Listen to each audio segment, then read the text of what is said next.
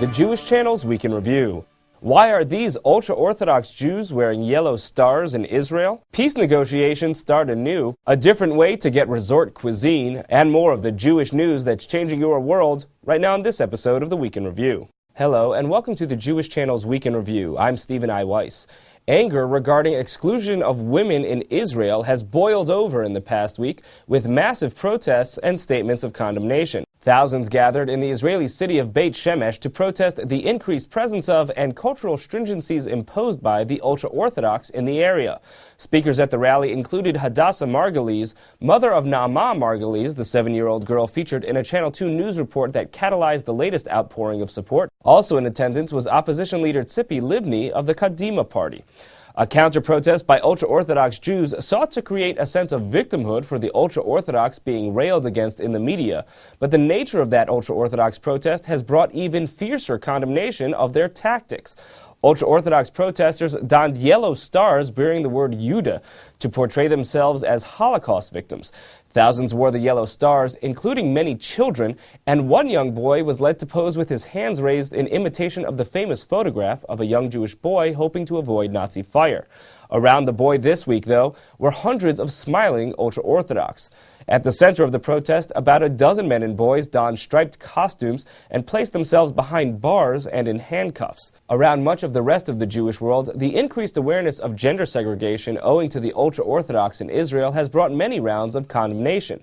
But in an indication of how much support gender segregation efforts have across the ultra-Orthodox spectrum, including here in the United States, there is this statement from the largest ultra-Orthodox umbrella group here, Agudath Israel of America.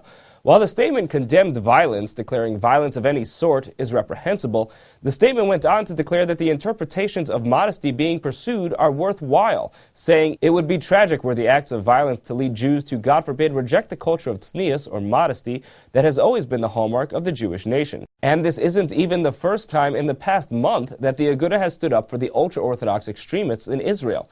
On December 5th, they issued a statement declaring, "The segregation of sexes on Israeli bus lines that service overwhelmingly halacha-observant communities reflects and displays sensitivity to the wishes of both the men and women who make up the vast bulk of the ridership of those lines." The statement closed, "Sensitivity to discrimination is a good thing. So, though, is sensitivity to the religious sensibilities of a deeply dedicated faith community." Back in Israel, broad protest against ultra-Orthodox practices was typified by members of Knesset boarding a bus line on which gender segregation is the norm. Among them was the Likud party's Tzipi Hotovely, who reportedly was harassed with statements including one man telling Hotovely, quote, "Go marry a goy." And now, Israeli law enforcement is taking measures against that kind of harassment and has begun arresting ultra-Orthodox men for such conduct. One target of such harassment was an Israeli soldier, Doron Matalon, who was riding the bus wearing her uniform when ultra-Orthodox man Shlomo Fuchs started harassing her after she declined to move to the back of the bus, at which point Fuchs called her either a slut or a whore, according to different media reports. Now Fuchs has been arrested, barred from public transportation for the time being, and indicted with felony charges of sexual harassment. The case raises obvious concerns over freedom of expression, but at least some judges are now saying the concern over sexual harassment supersedes that of concerns over rights to free speech.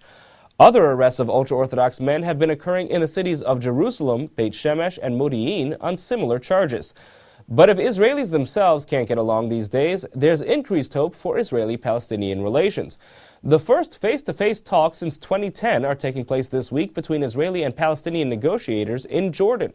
Neither side expressed great hopes for progress, though. On the Palestinian side, Chief Negotiator Saeb Erekat reiterated a demand for a freeze on settlement construction and recognition of 1967 lines as a basis for negotiation, while the Netanyahu government reiterated its position that talks should resume without preconditions.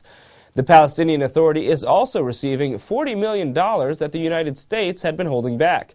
Congress had been holding back the payment while the PA was pursuing statehood at the United Nations. The $40 million is approximately 20% of the $187 million that the U.S. was scheduled to give the PA in 2011. But while the Palestinian Authority is flush with cash, the average Israeli could find that their credit has dried up. Hundreds of thousands of Israelis had their credit card information released online this week by hackers from Saudi Arabia. The hackers referred to the posting as, quote, a gift to the world for the new year that they hoped would hurt the Zionist pocket. If you've been using any Israeli websites for credit card transactions, you should monitor your statements closely for possible fraudulent purchases. But if you're looking to spend your money on something Jewish here in the United States, there's a new twist on the old traditions of the Jewish hospitality industry.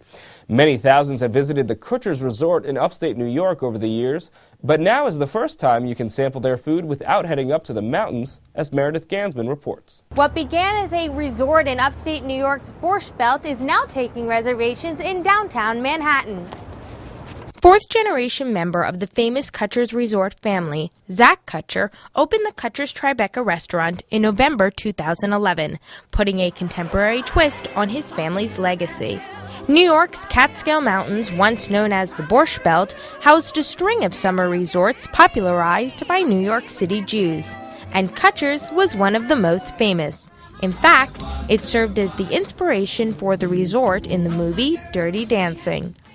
It's also the subject of a new documentary, Welcome to Kutcher's, The Last Catskills Resort, which premiered at the New York Jewish Film Festival and is directed and produced by Ian Rosenberg and Carolyn Laskow. Rosenberg explained how Kutcher's reflected the Jewish American experience. You have all of the different elements that people think about Jewish American culture. You have the Borscht Belt comedians. So we have Freddie Roman in our film, the current dean of the Friars Club. You have the food, what we think of as sort of Jewish American food, and the overabundance of Jewish American food. What people, I think, know less about is sort of the sports history of Kutcher's. Wilt Chamberlain was a bellhop at Kutcher's and also played on their sports team. So on so many different levels of pop culture, not to mention the hotel industry, the whole all-inclusive nature of the hotel industry was created in the Catskills Resort. So all those different elements of sort of wanting to both have a place of their own and at the same time sort of assimilate in the American idea of a vacation are reflected in the Catskills.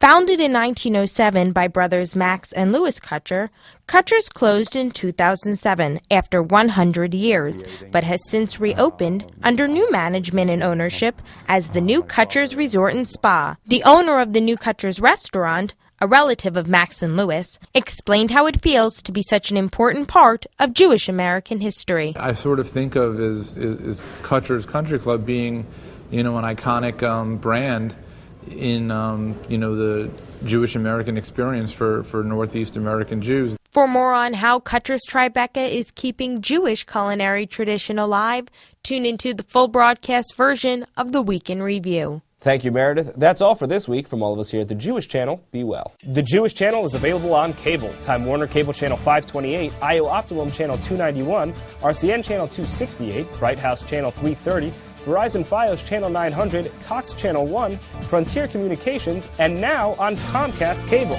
in the on-demand menu under Premium Channels. For more information, visit tjctv.com.